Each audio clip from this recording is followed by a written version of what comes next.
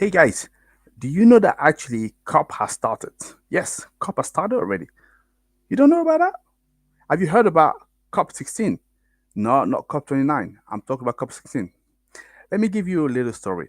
About 2 years ago, you remember when we were doing the COP27, and at the time we were referring that to the COPs for Africa because it was actually happening in Egypt, right? So it was going to be Sharm el Sheikh.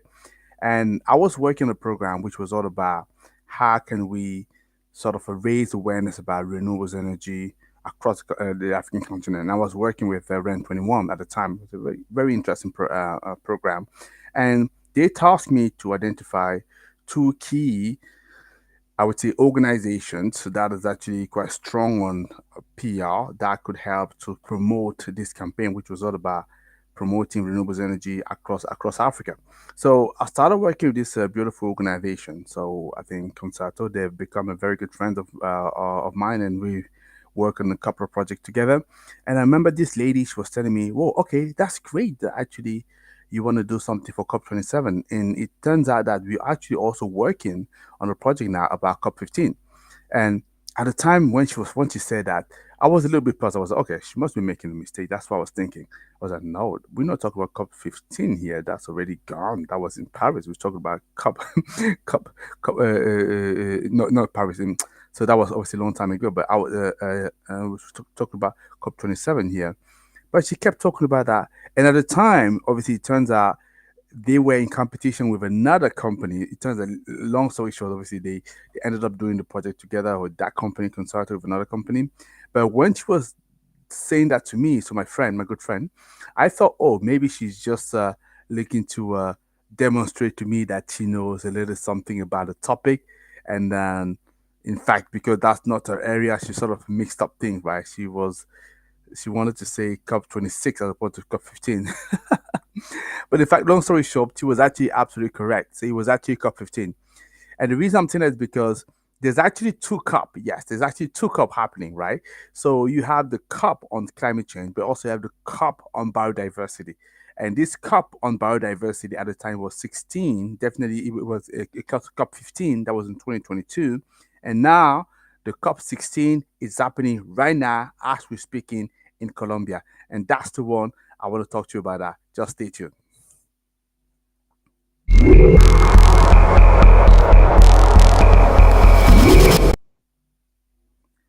Hello, hello, hello. How are you doing? As usual, excited to be able to see you again. I am Tony T, founder and CEO of Renewables in Africa. What we do, very simple. We raise awareness about renewables energy in Africa, but also across the world. So if you are a project developer, if you are an EPC company, if you are an investor or supplier, and you want to either enter Africa to expand in the beautiful continent, don't worry. I think we got your back and I want to support you, right? And I know there are two key questions you're probably going to be thinking about over and over again. The first one is, how can I reduce my business development cost? Because guess what? This is a concern. You want to be able to succeed in your penetration of the market, expansion of the market, while obviously making sure that you don't spend unnecessary money that's not going to be productive, right? I understand that. And the second question, how can I fast track access to customers, right? And it turns out that what we've developed, it's an approach, a methodology, which is actually very, very effective. We have our packages, awareness packages. It helps you to deliver just that. And there's three things that we're giving you. And the first one is visibility. But to who? To your target audience, the people that will buy your product, your services, participate in your program, right? So we give you visibility to those people, and also we help you to get qualified lead. That's the second thing we can give you. And from the qualified lead, the third thing that we enable you to do is sales, and that's how you grow your business, right? Excellent. And I'm saying just book a meeting with me now, 15-minute call, and I'm more than happy to discuss with you, show you what we've done for other people, and give you confidence that yes, it could work as perfect for you, right? So today we want to talk about COP16, which is happening as we speak in Colombia in the city of Cali, right? It started on the 21st of October and it's going to finish on Friday, the 1st of November. Have you heard about it? I bet you haven't heard about it just yet, right? So let me play with you a short clip, that I think it's actually yeah, it's a short for what it is, explaining what COP16 is all about. And after that, we can come back and have a good conversation about that, right? Okay, let me just share my screen and I will be able to share with you what COP is. Let's go for that. The UN Convention on Biological Diversity. And it starts today in Cali, Colombia. The international agreement was created in 1992, and its stated goals are to conserve biodiversity, use natural resources sustainably, and prevent extractive exploitation of countries that are home to genetic resources like valuable plants, animals, and microorganisms. Criticisms of the convention are familiar. Among them, the treaty isn't really enforced, key targets and benchmarks aren't being met, and goals haven't been well integrated into key economic sectors that drive biodiversity loss, like agriculture, fishing, and infrastructure. But the convention has seen some success too, particularly in centering biodiversity as an essential piece of the climate action conversation and increasing the share of protected areas around the world. The goal this year is to outline an action plan for achieving the global biodiversity framework targets set last time in 2022. So COP16 stands for the 16th Conference of the Parties to the UN Convention on Biological Diversity. And it starts today in Cali, Colombia. The international agreement... Okay, I think we've seen it, and we understand that now what COP16 is all about. Like I say, it happened every couple of years, and obviously the last one was in 2022, right? And this time is in Cali, Colombia. And COP16, as you've seen the gentleman saying, is a 16th conference of party to the Convention on Biological Diversity. That's actually the difference here, biodiversity. And it's an international meeting where you have world leaders, policymakers, scientists, and also conservationists, that will gather to discuss and decide on the global biodiversity policies.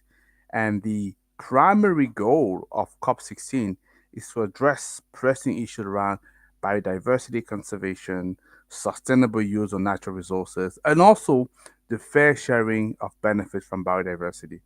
And it's a broader framework established by the CBD, which stands for Convention on Biological Diversity.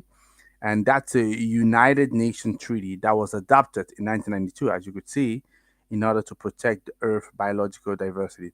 And this year we're in Cali, and we're going to be focusing in this COP16 on the implementation of the Kunming Montreal Global Biodiversity. And this is a landmark agreement that was signed 2 years ago when we had the COP15. That is to protect 30% of the world land and ocean by 2030. I think that's actually what was achieved. And that Kunming Montreal Global Biodiversity Framework is actually perceived for biodiversity almost like the Paris Agreement. Yeah, because you have a lot of the countries coming together and signing up to this agreement. So that was actually quite something, right? And the framework actually includes ambitious targets to reduce biodiversity loss, restore degraded ecosystem, and ensure that conservation efforts are balanced with sustainable development. And the COP16 that is happening as we speak now in Colombia is particularly important for a region like Africa, which is home to, as you know, so the world's most diverse ecosystem, but face so unique conservation challenge. So the meeting really will provide opportunity, to turn global biodiversity goal into action and policies. And what I wanted to discuss here is just some key question here. So for us to understand, so how does it apply for the continent of Africa? So how can we take out of it? And I'm particularly keen to discuss that with you because I know, first of all, there is a lot more publicity now on COP, which is a great thing. People now tend to understand that it happened every year. But that's the COP on the climate change. But the COP on the biodiversity is every 2 years, right? But that one is still not properly advertised. That's why for me, I just wanted to let you know that it's happening as we speak right now. And my goal is always to share the information about that so that you know, because actually you are concerned. So, and as we're talking about biodiversity, so the question becomes there are some key questions here I just wanted to discuss and say, okay, what, for example, are the most important challenges that we face in the continent of Africa? Yeah. So I just wanted to respond to that. So Africa, so as I say early on, it's home to some of the world's richest biodiversity, and it ranges from the dense rainforests to vast savannas, and it faces significant challenges, as you can see. And the key issue will include the habitat loss that is due to agricultural expansion, but you also have deforestation and urbanization. And climate change exacerbate the pressures, these pressures, right? That's how you see the combination between biodiversity and climate change. 'Cause you need to understand how the two are coming together. Because I know on a regular basis, people will reach out to me, so they get a little bit confused, right? So, so it's about this, talking about that. So the climate change exacerbates these pressures, which is leading to shifting weather pattern and impacting ecosystem and policies. But one of the challenges we see as well is illegal to wildfire trade, and poaching, which poses a threat to iconic species, while pollution and unsustainable fishing practices are also depleting marine resources. But, talking about the main challenges that the continent faces in terms of biodiversity, it's impossible not to talk about funding, isn't it? Right? So, funding and also the capacity to have effective conservation measure. It makes it difficult to manage protected areas and enforce environmental regulation. So finding a way for the continent to balance economic, development, but biodiversity conservation, it's a core challenge for many, many countries in the continent because sometimes it could be seen as being an antipode, right? So you're probably going to be asking me the question. So, okay, Tony, I did not know about COP16. I only knew about COP29 coming up in Baku, Azerbaijan, on climate change. I didn't know about this other COP. Yes, it definitely does exist. That's why we're talking to you about that. So bring that for you. So there is a COP for climate change and a COP for biodiversity. Yeah. Now, what makes this current COP different, right? Because I said that the one before COP15, which was a coming in Montreal, was is actually seen for biodiversity as a breakthrough, just like the Paris Agreement has been. And this COP16 is particularly important because it's a critical follow-up, to the commitment that was made under the coming Montreal Global Biodiversity Framework. That's how we call the previous one. And the framework set ambitious targets. That's why we have the coming Montreal Global Biodiversity Framework, because we're talking about conserving 30% of the planet's land and ocean by 2030. Yeah. So it's known by 30 by 30 target. That's what we had. And this COP today, well, as we speak, because it started this week, and goes all the way until next Friday. It will focus how do we translate this global commitment into actionable national plan. Rings a bell? That's something that you see on a regular basis, right? Yes, especially for country in the global south. So in the continent of Africa, the emphasis would be on how do you implement the GBF, which is the Global Biodiversity Framework, right?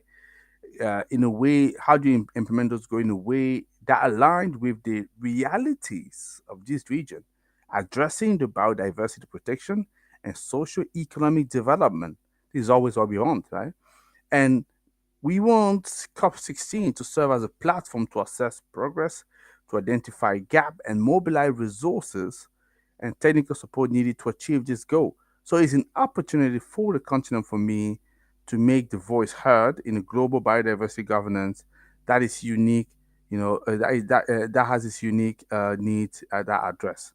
So, what can be expected in terms of financing of the conservation of African biodiversity at COP16? That's I say right. So the question of funding comes all the time, and it's a central part of the equation. So you can't forget about it. You can't ignore it. So financing biodiversity, it's a critical issue for the continent. As many countries in the continent, as you know, will struggle with limited resources and also competing for development priorities. Let's be honest, right? Especially when we're coming out of COVID, that we're still dealing with that. So they have competing priorities. So at COP16, I believe there's probably a hope to have increased commitment from international donors and multilateral financial institutions. That's what we see that will support Africa conservation efforts. And I believe as well that the focus will be on more innovative financing mechanism like debt for nature swaps, the green bonds, nature-based solution that can unlock more funding. I also like to think that there will be discussion around strengthening the role of private sector investment in conservation projects because we don't see enough of those, right? So yeah, and I hope that obviously the delegation of Africa over there will seek to have some clarity on those financial commitments made in Kunmin. How do you translate that into concrete support? Because a lot of people we see they make big commitment, but they can't back it up. This is a problem to me. Yeah. So how can we change that? So there's an opportunity to advocate for fair but also accessible financing to address the continent-specific challenges. And how can the continent, being so rich in biodiversity but marginalized in resource exploitation, could benefit from these, you know, benefit sharing mechanisms? Because I thought about, for debt for nature mechanism. Yeah, that I talk about debt for nature swap. So Africa has, as we said, biodiversity resources, but historically, we know it has not been benefited equitably from that in commercial use. So access and benefit sharing mechanism like the one under the Nagoya Protocol, which aim to change this by ensuring that we have more local communities and country receiving a fair share of the benefit, from the use of genetic resources and traditional knowledge. It's a great thing. And at COP16, there's clearly a need for stronger commitment for implementing this kind of mechanism, in a way that recognize and value the contribution of indigenous local communities. Yeah. So for Africa, what does that mean? It means advocating for more transparent agreement, better legal framework, ensure that profit, from pharmaceutical, agricultural, agricultural products, other bio-based industry will turn to the communities to actually spearhead, steal with those resources. Clearly, it's an opportunity for Africa to push for, technical support, capacity building, so they can negotiate fair agreement, develop their own bioeconomies. So this is what just to give you an idea about what's happening. So clearly, it's happening right now. That's the key message I would say. The COP16, for biodiversity is happening right now as we speak in Cali, Colombia. So we still have another week to go, right? So you need to pay attention to that. There is a big place that Africa can play there, so we can push for better, fairer agreements. And I'm hoping that you're gonna make it. So don't make the mistake like I made 2 years ago. So when obviously Olga, my good friend, was talking to me about COP15, and I thought she made a mistake, but in fact she was absolutely correct. She was referring to the COP on biodiversity, right? So this is what to give you a little bit of an idea. So hopefully, so let me know what you think. So what kind of agreement should the continent be negotiating? Were you aware of that, of COP16? Yeah. So what are you going to do to make sure that, the continent can negotiate better agreement? Any suggestion? You let me know. So that's all I wanted to say. So don't forget to obviously like the video, to leave comment, to share that people that you know. So I see you another day. But thank you very much for watching. And don't forget, we're still talking about COP. I know there's a lot of COP I'm talking about. I just want to make sure that you become a lot more conversant about this topic and you understand all the ins and outs. Have a great day, and I see you for another cup, maybe of tea. Take care, guys. Bye bye.